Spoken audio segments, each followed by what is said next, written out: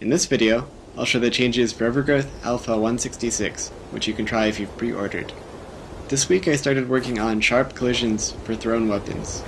Now they cut if they hit with an edge marked as sharp on the sharpness map, and stick if they cut at the right angle. This doesn't always work correctly, but it should be good enough for now. To make the weapons hit reliably, I had to make some changes to the targeting AI. First, he has to figure out how much spin to put on the knife.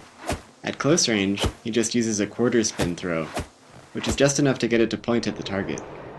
At longer range, he adds some full spins, but tries to calculate it so it'll hit point first. The targeting AI also takes into account factors like target velocity and gravity falloff, so that it can accurately hit distant targets if they're moving in a predictable way. It's much too accurate right now, but it can be useful to start with perfect accuracy and reduce it later. There are still a lot of factors that can mess up a throw. For example, enemies don't often move in a straight line, so distant throws usually miss for that reason. Also, moving around too much can mess up the spin, so flip and roll throws are less likely to stick. Targeting doesn't work very well for larger weapons yet, but it can still be fun to try them and see what happens.